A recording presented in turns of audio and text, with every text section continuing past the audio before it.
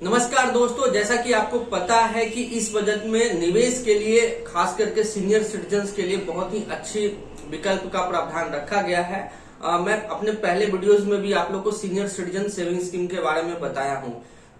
Retired आदमी को क्या चाहिए, उसे पोस्ट रिटायरमेंट एक अच्छा रिटर्न मिल जाए, गारंटेड इनकम का विकल्प मिल जाए, उससे अच्छा कुछ हो नहीं सकता।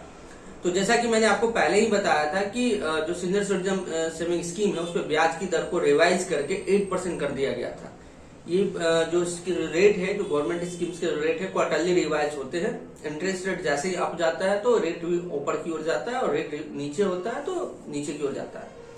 अभी जो जैसा कि सिनारियो चल रहा है कि थोड़ा बहुत और अभी रेट हाइक होंगे, 25-50 पैसा और आरबीआई रेट हाइक करेगा, तो और आगे जाके मुझे लगता है कि और रेट हाइक की वजह से जो सीनियर सिटीजन सेविंग स्कीम का रेट और थोड़ा बढ़ सकता है 3 से 6 महीना में।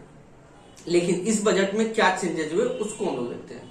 सबसे बढ़िया क्या हुआ कि पहले सीनियर सिटीजन सेविंग स्कीम में सिर्फ 15 लाख तक अलाउड था, जिसकी सीमा को अब बढ़ाकर 30 लाख कर दिया गया है। तो अगर 15 लाख पे 8% ब्याज मिलता था तो 1,20,000 हुआ करता था। आज वो अगर आप 30 लाख का इन्वेस्ट करते हैं तो आपको 2,40,000 अब कहा जा सकता है कि एक अच्छा इंटरेस्ट इनकम का विकल्प, गारंटीड विकल्प है जो आदमी यूज कर सकता है पोस्ट रिटायरमेंट। दूसरा हमारा जो विकल्प था, जो भी बहुत ज्यादा लोग हमारे यूज करते थे, पोस्ट ऑफिस की MIS स्कीम थी, उसकी भी सीमा को 9 लाख को बढ़ाकर 15 लाख कर दिया गया। इसे यहाँ पे भी ब्याज की दर 7.1% है।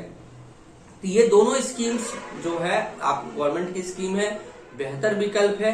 हाँ, एक जगह एक इशू है कि बैंक्स भी 2 साल से 3 साल की अवधि में 7.3 टू 7.5 टू 7.8 तक, मतलब अगर MIS में जाना और सीनियर सिटीजन को, तो मैं उनको एडवाइज नहीं करूंगा। उससे बहुत ही बढ़िया विकल्प है। आप किसी भी बैंक में आप जो 2 साल या 3 साल की अवधि के लिए जो FDs है, वहां पर आप मंथली इनकम प्लान सेलेक्ट कर सकते हैं, मंथली इंटरेस्ट ले सकते हैं और वहां पे आपको 8% तक का ब्याज मिल जाता है। कुछ बैंक्स तो सुपर सीनियर सिटीजन जो 80 साल से ऊपर है उनको 25 पैसा और एक्स्ट्रा ब्याज पे करती है। जैसे कि पहले आपको पता है कि सीनियर सिटीजन को 50 पैसा मिलता है, सुपर सीनियर सिटीजन को 25 पैसा और मतलब 75 पैसा तक कुछ बैंक्स देती है।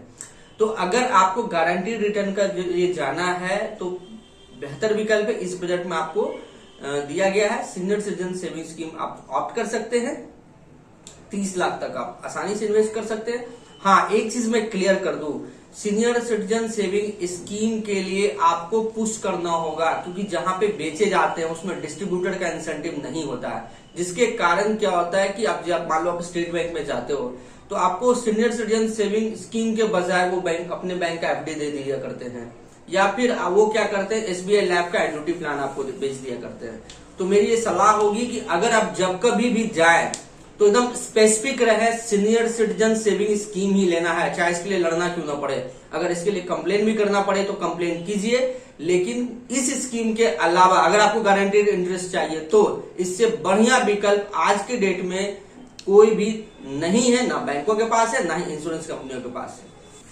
इस स्कीम की सबसे अच्छी खासियत क्या है कि ब्याज का भुगतान क्वार्टरली किया जाता है, तो आपको रेगुलर इनकम का भी फ्लो मिल जाएगा। आपका मूलधन एज इट इज है और आपको क्वार्टरली बेसिस पे आपको ब्याज का भुगतान हो जाता है। दूसरा, टैक्स पर्सपेक्टिव से देखिए, जब आप निवेश करते हैं तो सेक्शन 80C के तहत 1.5 लाख की छूट का भी लाभ आप ले सकते हैं।